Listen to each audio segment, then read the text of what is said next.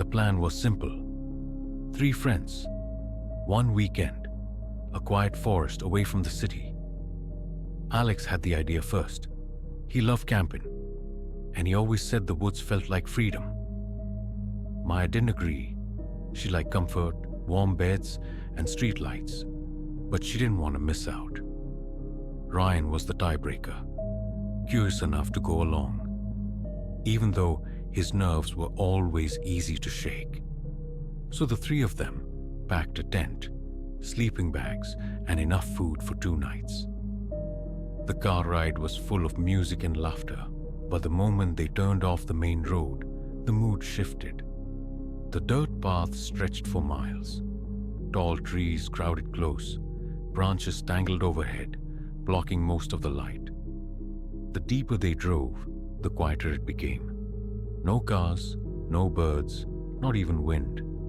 It was the kind of silence that pressed against your ears until you could hear your own heartbeat. Creepy, huh? Ryan muttered, peering out the window. Alex grinned, trying to keep the mood light. It's just nature, man. Pure peace. Exactly what we came for. But Maya sat stiff in the back seat, eyes locked on the forest. Something about the stillness didn't feel peaceful to her. It felt watchful. They parked at a small clearing where the dirt road ended. From there, they had to hike half a mile to reach the spot Alex had picked out on his map. Backpacks on, they set off between the trees. The forest floor was soft, layers of dead leaves muffling their footsteps. Sunlight tried to break through the canopy, but the trees swallowed most of it, leaving only thin beams of gold scattered on the path. Every now and then, Ryan looked over his shoulder. Does it feel, I don't know, too quiet? Alex shrugged. That's what's great about it. But Maya whispered, it feels wrong. She didn't explain further. She didn't need to. They all felt it. The kind of silence that wasn't natural, like the whole forest was holding its breath. By the time they reached the camping spot, shadows were already stretching long across the ground. The clearing was wide, with a ring of trees forming a dark wall around it. The lake shimmered nearby, its surface like black glass. They set up the tent, built a fire, and cooked dinner. The crackling flames and smell of food finally loosened the tension. For a while, it felt almost normal. Alex told funny stories. Ryan tried to roast marshmallows and burned them all. Maya, though still uneasy, managed a smile. When the sky darkened completely, the stars came out sharp and bright. With no city lights, the night looked endless. It should have been beautiful. But the longer they sat around the fire, the heavier the silence felt. The woods were too still, too empty. No insects buzzed, no owls hooted, not even the faint splash of fish in the lake. It was as if the world beyond the glow of the campfire had been erased. At midnight, they finally crawled into the tent. Alex fell asleep first, breathing deep and steady. Ryan shifted, restlessly, whispering now and then that he thought he heard something. Maya lay wide awake, eyes on the fabric of the tent above her. Then, crunch. Her heart stopped. It was faint, but clear, the sound of something stepping on dry leaves. She held her breath, straining to listen. Crunch, crunch. The footsteps were slow, careful, moving along the edge of the clearing. Maya's hand reached out in the dark and touched Ryan's arm. He stiffened immediately. He'd heard it too. Alex stirred, half asleep. What's wrong? He mumbled. Shh, Maya whispered. The footsteps circled the clearing, round and round, never running, never stopping, just walking, as if someone was pacing the border of their camp. For long minutes, none of them moved. The tent fabric glowed faintly with the moonlight, and shadows shifted outside, Ryan finally whispered, "It's probably an animal." But Maya shook her head. "Animals don't walk in circles." Alex tried to sound calm, but even his voice trembled. "Maybe it's another camper, just checking the place out." Yet none of them truly believed that, because the sound was too deliberate, too heavy, too human. And it never faded away. Hours seemed to crawl by. The footsteps kept going, steady and patient, as though whoever or whatever was out there had all the time in the world. Maya's body ached from lying so stiff, but she didn't dare move. Ryan whispered prayers under his breath. Alex clenched his fists, whispering, "If it comes close, I'll scare it off." But he never left the tent, because none of them wanted to see what was making that sound. Then, suddenly, silence. The footsteps stopped. The three friends waited, barely breathing. The air inside the tent grew hot and heavy. The silence was worse than the sound. It was like the forest was waiting. And then, the thin fabric of the tent bulged inward. Something was pressing against it from the outside. A hand. The shape was clear. 5 long fingers spread wide, pressing down inches from Maya's face. Her scream caught in her throat. She wanted to move, but her body locked. Alex grabbed the flashlight, flicked it on, and pointed it at the spot. The hand vanished. The light cut through the tent wall, revealing nothing but trees and shadows outside. But the silence remained, heavy, suffocating. The three huddled together until dawn, too afraid to sleep, jumping at every sound of the forest. When the first grey light of morning touched the clearing, they dared to unzip the tent. The woods looked normal, calm, but near the tree line, the ground was different. Footprints, large, deep, circling the entire camp. And there was only one set. Not 3, not an animal. One. As though something had walked the clearing all night, watching, waiting. That was only their first night. The real horror hadn't even begun. The sun rose weakly over the trees. But even daylight didn't bring comfort. Alex, Maya, and Ryan sat outside the tent, staring at the footprints that circled their camp. They were too large to be human, too heavy. The impressions sank deep into the soil, each one pressed into the ground, as though whatever had walked there was carrying a weight far greater than any person should. And yet, the shape was human.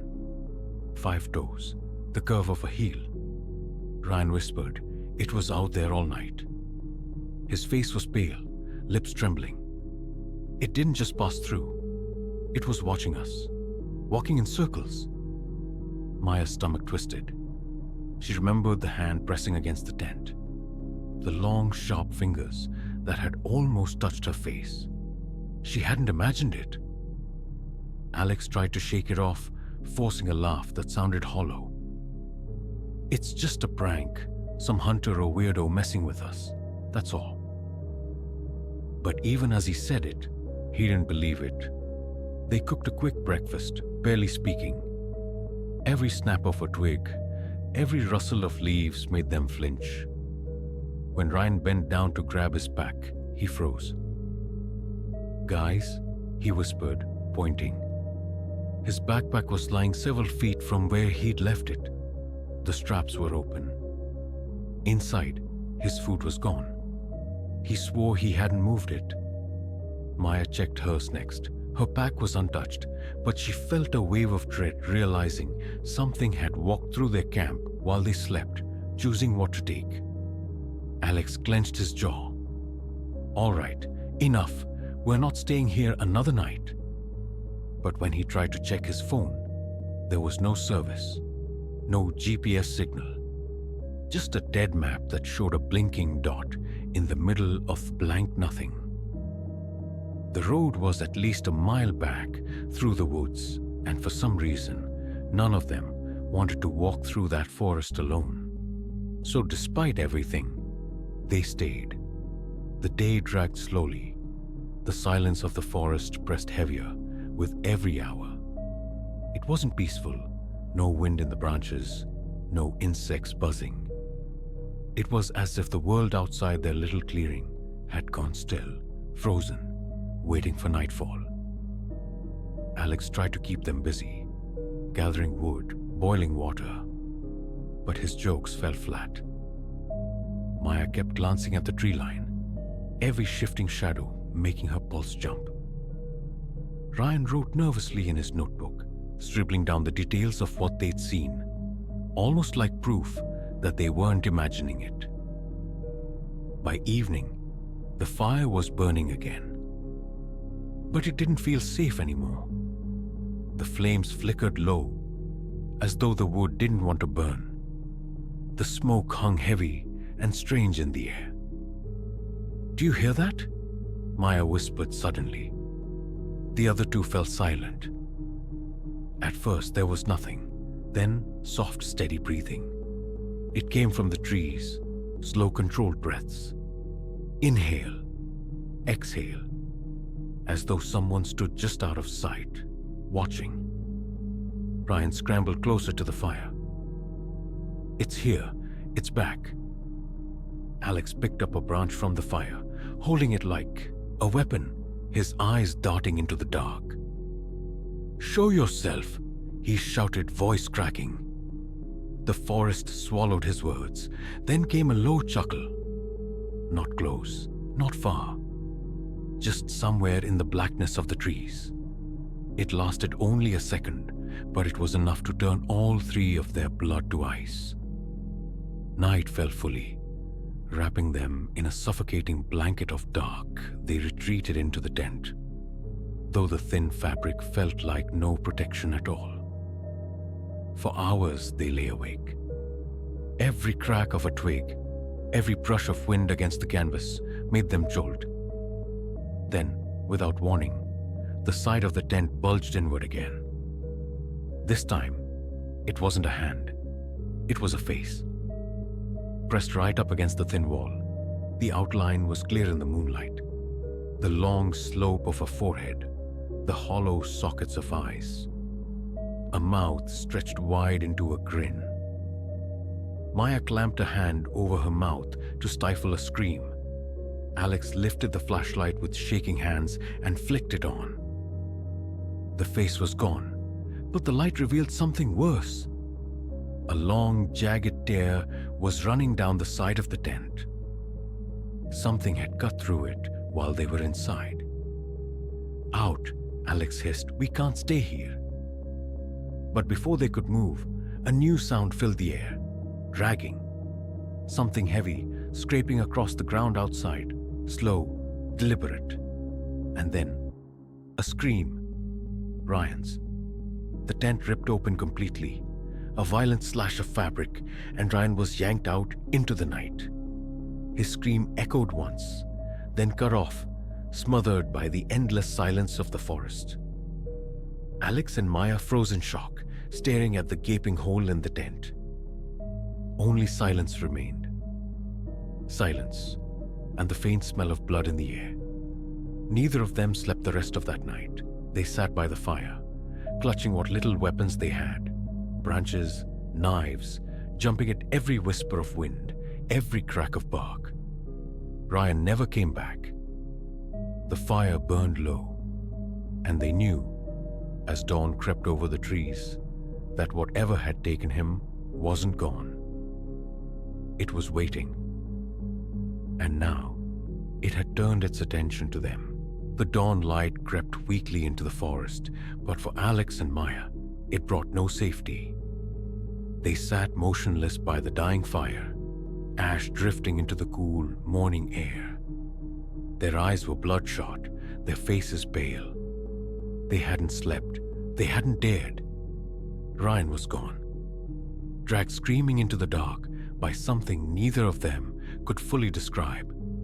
And now, as the forest seemed to stir with faint life again, birds chirping hesitantly, branches creaking softly. It felt like the woods themselves were mocking them, pretending everything was normal, but it wasn't. Nothing would ever be normal again. Alex broke the silence first. His voice was hoarse, cracking. We can't just sit here. We have to find him." Maya turned her hollow eyes toward him. Her lips parted, but no words came at first. Finally, she whispered, "He's dead, Alex. Whatever took him, he's gone." The words stabbed at him, but deep down, he knew she was right. Still, the thought of leaving Ryan, leaving his body, out there in the endless woods, made bile rise in his throat. He stood shakily, gripping the jagged stick he'd used as a weapon. "I'm not leaving him. If he's out there, we'll find him. If..." He trailed off, unable to finish. Maya swallowed hard. She didn't want to search. Every part of her screamed to run, to get out of those cursed woods. But she also couldn't abandon Alex. Not after what they'd been through. So she nodded. "Fine. But we stick together. Not for a second do we split up." The forest was damp from the night air, the ground soft with dew. They packed quickly, shoving only essentials into their bags, and left the ruined tent behind. The gash in the fabric still seemed fresh, like a wound in the earth itself. They walked cautiously, following the faint drag marks in the dirt. The trail was easy at first. Bent grass, broken branches, streaks in the soil where something heavy had been pulled. But as the trees thickened, the marks grew fainter, harder to follow. Maya gripped Alex's arm. "What if it's leading us deeper on purpose?" Alex didn't answer, but he had thought the same thing. Every step into the woods felt heavier, as though the air itself was pressing against them. The silence had returned, thick, unnatural, absolute. No birds now, no insects, not even the whisper of wind, only the sound of their own breathing, shallow and panicked. After what felt like hours, the drag marks ended in a small clearing. At first glance, it seemed empty, just a circle of trees and damp earth. But then Maya's breath hitched. She pointed, her hand trembling. On the far side of the clearing lay Ryan's backpack. It was torn open, the fabric shredded, the contents scattered. His water bottle lay cracked. His flashlight was snapped in half. His clothes were ripped into ribbons. And in the dirt beside it, a smear of blood. Dark, thick. It trailed into the trees beyond, vanishing into the shadows. Alex dropped to his knees, running his hands over the backpack as though touching it would somehow bring Ryan back. But it only made the truth sink deeper. Something had played with them. It had left the bag here deliberately, like bait. Maya tugged Alex's arm, her voice sharp with panic. "We need to go. Now." But before he could respond, a sound rose around them. Whispers, soft, chilling, overlapping voices, carried on air that seemed to come from nowhere. At first, it sounded like a language they didn't recognize, low and guttural, almost like chanting, but then, slowly, the whispers shifted. They became words, their words. Maya's voice mimicked perfectly, whimpering, "We shouldn't have come here." Then Alex's shaking, "We can't just sit here. We have to find him." The whispers repeated their phrases back to them, circling the clearing, as though the forest itself had swallowed their voices and was spitting them back. Maya clamped her hands over her ears, tears running down her face. "Stop it, stop it." But the voices only grew louder, and beneath the whispering came something else. Breathing, slow, heavy, all around them. Alex spun with his stick raised, scanning the tree line. "Show yourself," He shouted, but his voice cracked. The forest answered. At the far edge of the clearing, half hidden by shadow, something moved. It leaned from behind a tree, tall, impossibly thin, its limbs too long, its face stretched into that terrible hollow grin. Its eyes were pits of black, endless and watching. The thing tilted its head, the motion sharp and unnatural, like a puppet tugged on strings. Maya screamed. The figure melted back into the trees, gone in an instant, but the breathing remained. Closer now. Alex grabbed Maya's hand. "Run!" They bolted from the clearing, crashing through the underbrush, branches tearing at their skin. Their lungs burned, their legs ached, but they didn't stop. Behind them, the forest erupted with sound. Footsteps, fast, heavy, keeping pace with them. Low chuckles echoing from every direction, the voices again, mimicking their screams now, repeating them in distorted tones.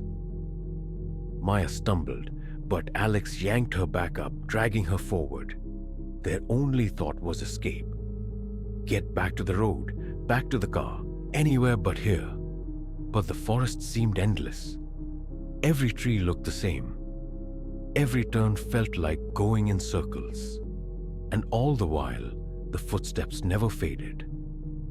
Just when Maya thought she would collapse, they stumbled into a clearing, this one different. At its center stood a small, rotting cabin. The roof sagged, the windows were shattered, the door hung open on rusted hinges. It looked abandoned for decades, but smoke curled faintly from the chimney. Maya shook her head violently. "No, we can't." But Alex was already dragging her toward it. "It's shelter. We'll hide until morning." The inside smelled of mildew and rot. The floor creaked beneath their steps. Cobwebs clung to every corner. Yet the fireplace glowed faintly with dying embers. Someone had been here. Recently. Alex shoved a broken chair against the door, trying to barricade it. Maya huddled in the corner, sobbing quietly. For a brief moment, the silence returned. Too brief. It started with the tapping. Soft, rhythmic, against the cabin walls. Tap, tap, tap. Then came the scratching, nails dragging slowly across the wood, circling the structure. And then, the laughter, low, mocking. The same sound they'd heard in the clearing, now just feet away. Alex raised the stick, though it shook in his hands. "Stay back," he shouted, voice breaking. The door rattled violently, as though something massive had slammed into it. The chair shuddered, wood splintering. Maya screamed, curling tighter into the corner. The laughter grew louder, and then silence. Total silence. Minutes passed, then hours. The door never broke. The tapping never returned. But the silence was worse, because it meant only one thing. It was waiting. Somewhere in the woods, or maybe just outside the window. It was standing there, smiling, patient, ready. When dawn finally bled through the cracks in the cabin walls, Alex whispered, "We move now, while it's light." Maya hesitated, but she nodded. They pushed the chair aside, opened the door slowly. The forest lay quiet, no footprints, no signs of disturbance, as if nothing had happened. They walked fast, hearts hammering, eyes darting at every shadow. And then, through the trees, gravel, asphalt, the road. Their car sat just where they'd left it. Relief flooded them so strongly that Maya almost collapsed. They sprinted the last stretch, fumbling with the keys, throwing their bags inside. Alex turned the ignition. The engine roared to life. They were safe, or so they thought. As the car sped down the road, neither spoke. They were too drained, too broken. Maya leaned her head against the window, closing her eyes. That's when she felt it, the faintest breath on the back of her neck, slow, heavy, She froze, eyes wide, and turned slowly toward the back seat. And there, in the reflection of the rearview mirror, a face, stretched wide in a hollow grin,